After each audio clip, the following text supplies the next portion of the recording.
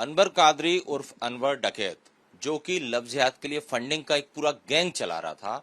हमारे पास एक तीसरा शख्स भी सामने आया जिसको कि अनवर कादरी ने 2 लाख रुपए दिए थे हिंदू लड़की को टारगेट कर लव जिहाद में फंसाने के लिए, उसका रेप करने के लिए या उसको धर्मांतरण के लिए उकसाने के लिए।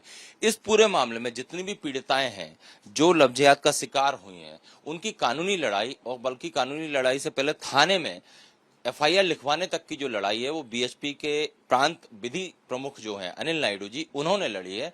इन्हीं के पास पीड़िताएं आई, जिसके बाद अनवर कादरी का खुलासा हुआ कि वो किस तरह से एक गैंग चला रहा था जिसके तार न सिर्फ मध्य प्रदेश से बल्कि प्रदेश के बाहर भी जुड़े हुए हैं।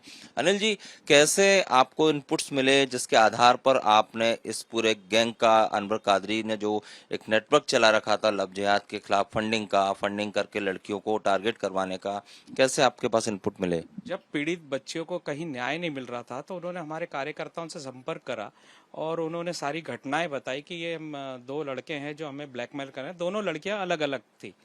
और जब उन लड़कों से पूछताछ की गई, उन्होंने सार्वजनिक रूप से कबूला कि ये पूरा जो है पैसा हमको इनको लव जिहाद में फंसाने के लिए, शारीरिक शोषण करने के लिए और शारीरिक शोषण करने के बाद देह व्यापार में ढकेलने के लिए अनवर कादरी ने एक लड़के को 2 लाख रुपए दिए, एक लड़के को 1 लाख रुपए दिया था, जो कि उन्होंने सार्वजनिक रूप से भी कबूला है और पुलिस के सामने भी कबूला है कि ये फंडिंग पूरा अनवर कादरी कर रहा था। और ये जो बात सामने आ रही है, चूंकि आप कानून के भी जानकार हैं, खुद एडवोकेट हैं, तो आपको कोर्ट में भी इन पीड़िताओं की लड़ाई आप ही लड़ते हैं? बिल्कुल बिल्कुल।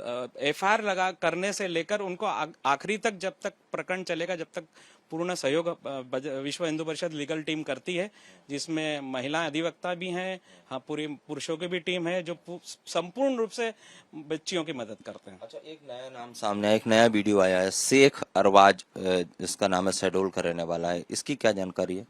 इसने भी सार्वजनिक रूप से कबूला है कि मुझे अनवर कादरी उर्फ डकैत ने लव जिहाद करने के लिए 2 लाख रुपए दिए, और इसने ये भी बताया है कि इसके अलावा भी कई लोगों को अनवर डकैत ने पैसा दिया हुआ लव जिहाद के लिए। अच्छा, और अनवर कादरी जो है, इसके पास ये फंड कहाँ से आ रहा है? इसका सीधा सीधा संबंध पीएफआई और सिमी से है, और जितने भी बड़े बड़े मुस्लिम व्यापारी हैं और जितने भी मौलाना है, इनके पास फंड आता है और इसके माध्यम से इन लोगों के पास पैसा जाता है। ये तो सरकार को अपनी बड़ी जांच एजेंसियों से पता करना पड़ेगा कि इनके पास फंडिंग कहां से आ रही है, किस सोर्स से आ रही है, उनकी तह तक जाकर उनकी जांच करना बहुत आवश्यक है, क्योंकि बहुत बड़ा खेल पूरे भारत में अभी लव जिहाद से संबंधित फंडिंग का चल रहा है। अभी हाल ही में यूपी में भी एक बड़ी कार्रवाई हुई है जिसमें पता चला है कि करोड़ों और खरबों रुपए का फंड आया हुआ है लव जिहाद को करने के लिए।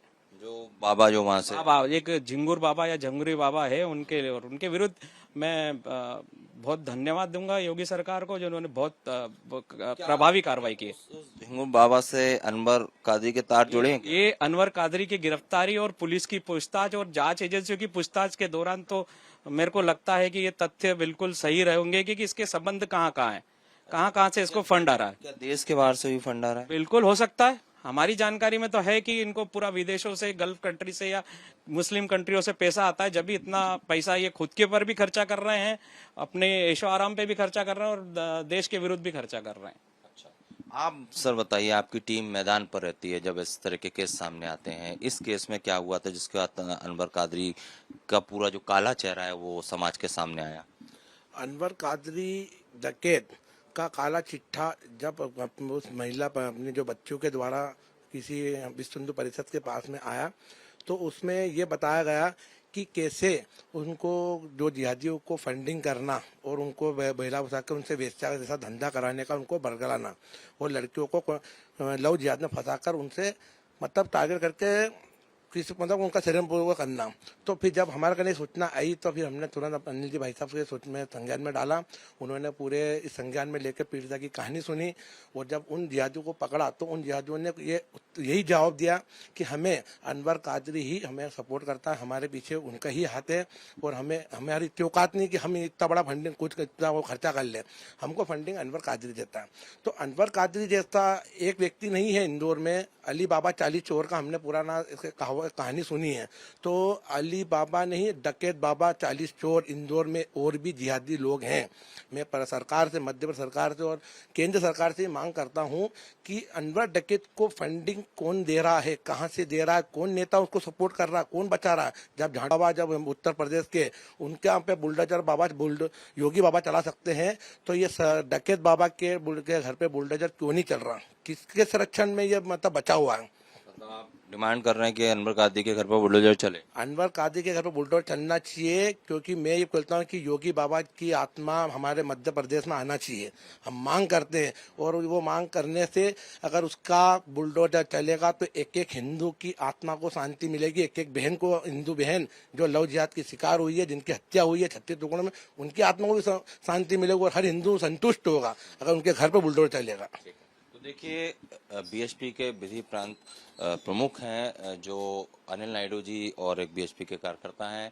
सबसे बड़ी बात ये, चूंकि थाने से लेकर कोर्ट तक की लड़ाई अनिल नायडू लड़ते हैं ऐसी पीड़िताओं की, और उन्होंने एक खुलासा किया है कि अनवर कादरी जैसे जो लोग हैं, इनका काफी बड़ा नेटवर्क है, और पीएफआई और सिमी जैसे प्रतिबंधित संगठनों से अनवर कादरी को पैसा मिलता है, फंड मिलता है। कैमरामैन संजय अंकिल के साथ Satyavijay Singh, Republic media network, Indore.